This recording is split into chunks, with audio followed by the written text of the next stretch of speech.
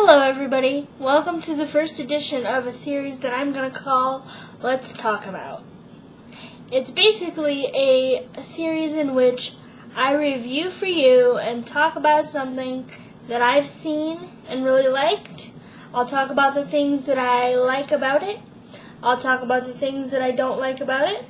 And I'll give you some highlights as to whether or not you should watch it. My first Let's Talk About is going to be involving a movie and a movie company. That is Pixar and Finding Dory.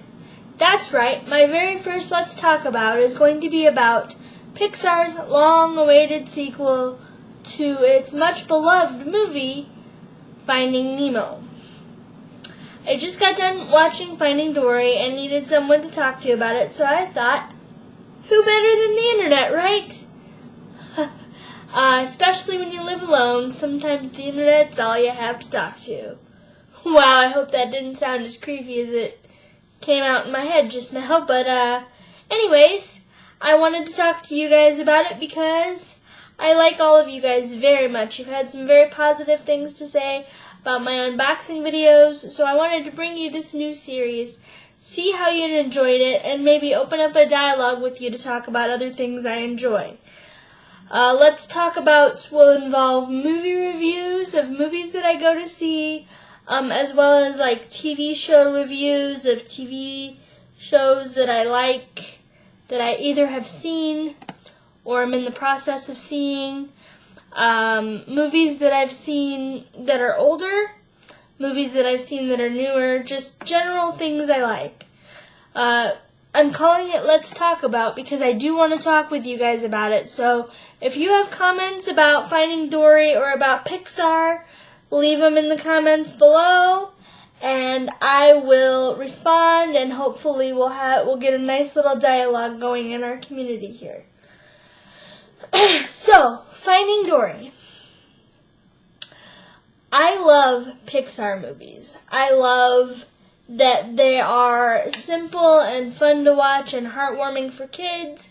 I also love that there's always a deeper level, a deeper connection for adults. I love them very, very much. I loved Finding Nemo from the first time I saw it until yesterday when I watched it before I went to see Finding Dory so I could refresh my memory on it. I love that movie. I also really like Ellen DeGeneres. I think she is one of my favorite people that I don't know celebrity-wise. She just seems kind-hearted and generous. She seems like a person that I want to aspire to be like. So the fact that this long-awaited sequel to Finding Nemo was going to center around Dory made me really, really happy. I was excited to see what of Dory's story they would tell because really in Finding Nemo you didn't get a whole lot of Dory's story. You were told that she spent years crossing the ocean. You were told that she made friends along the way, but you weren't really told why she was crossing the ocean by herself. And you didn't really meet any of the friends that she had, prior to the beginning of Finding Nemo. So I was very interested to see what new elements of Dory's story they would bring about.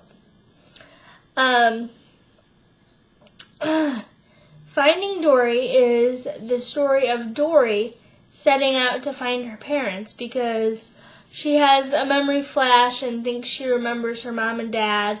And so she sets about with the help of Marlin, again voiced by Albert Brooks, and Nemo, replaced with a different actor this time because the original voice actor went through puberty.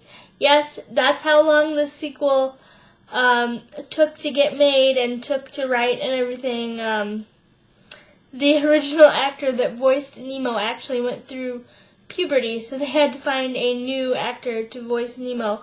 But you know what? His voice is so similar to the original kid's voice, I wouldn't have known that had I not done some additional research to find that out.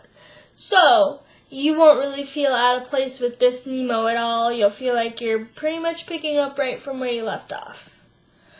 I did always think in the original movie that it was strange that a fish with a memory loss problem would be left alone all on her own. What you find out in this movie is that she wasn't left alone all on her own. She actually lost her parents. Now, this is going to be a spoiler-free review, so I won't tell you how she lost her parents or anything like that. If you want to know that, you should go see the movie, which you should, because it's amazing. If you liked Finding Nemo at all, if you have any fond memories of Finding Nemo, I can pretty much guarantee with probably 97.99% accuracy that you will at least like Finding Dory. Whether you'll like it or love it just depends on you, but I promise you'll at least enjoy the experience. Now, Finding Dory has some funny parts, just like Finding Nemo did.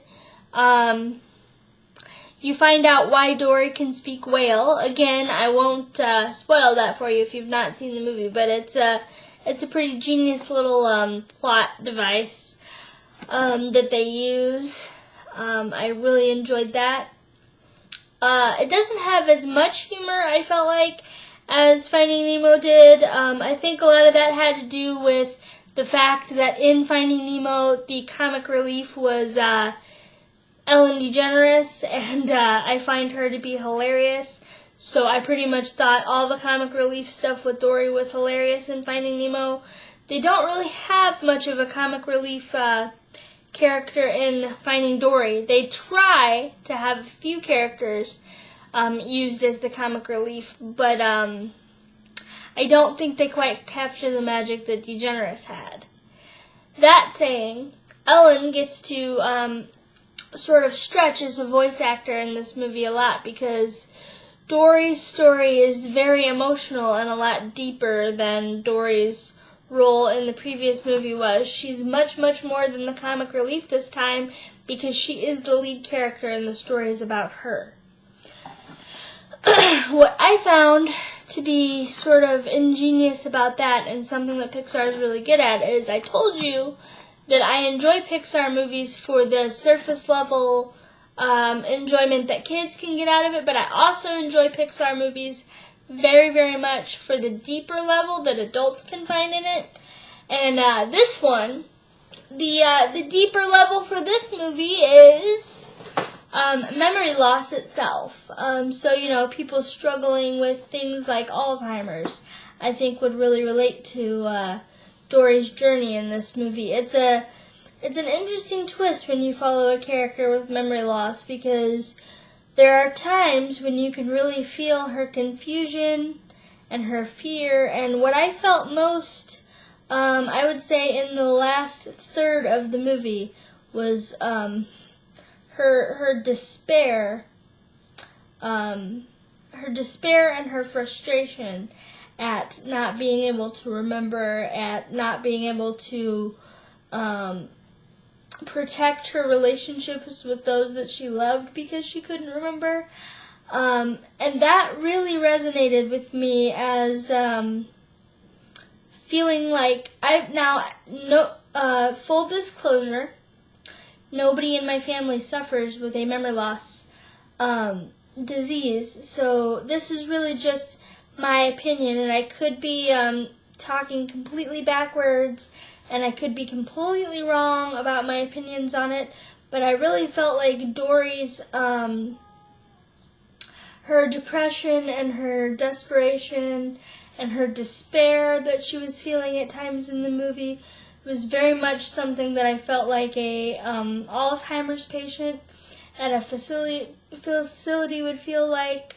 Dory feels like she grows distant from the members of her family because of her memory loss issues, like that she's not as close to them as she used to be or as she could be, and I do feel like that's something that the people in certain facilities and with certain memory issues could, and do experience. So I feel like parents and grandparents taking their kids to see Finding Dory would certainly relate to the movie on that level.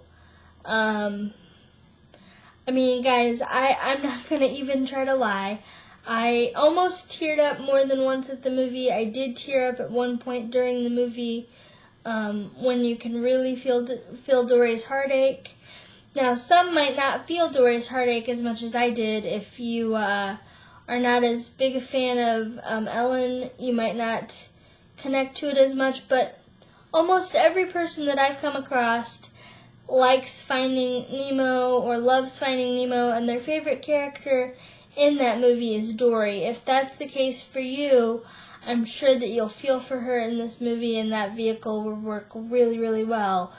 I felt like it was an engaging movie. I felt like it was an endearing movie. I felt like it was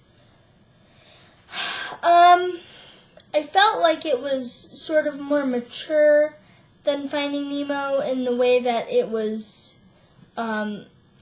you could definitely tell that it was written with an eye toward making new fans of the series, and as well as thought and caring given to the older fans of Finding Nemo like myself that would be watching Finding Dory as an adult. I really, really feel like it connected on an adult level. Now, I don't know how kids seeing it would enjoy it because I am not a kid. I don't have any kids. I didn't watch it with a kid. If you've taken your kid to see it and they laughed at certain parts or they really enjoyed a certain elements of the movie, please comment below and let me know. I really want to get part of doing this Let's Talk About series. I really want to get people's takes on the series, different ideas and thoughts on a series. We can talk about Finding Nemo in the comments, obviously. We can talk about Finding Dory if you've seen it. If you haven't seen it, you can ask me questions. Some of those questions might have to be answered via private message because I'm going to try really hard not to spoil any plot points for anybody within the comments. I would ask that you respect that as well and don't spoil plot points for people within the comments. Or if you're going to, at least put up a spoiler warning to your comment followed by a bunch of spaces so that if you don't want to be spoiled, you don't have to be. I didn't put up this video to spoil this movie for anybody. I just wanted to talk about how much I liked it and why I liked it. Besides the lack of humor, or the not the lack of humor, but sort of the missing element of humor, it not being as dialed up as it was in Finding Nemo, I would say the only other weak point to the movie itself would be that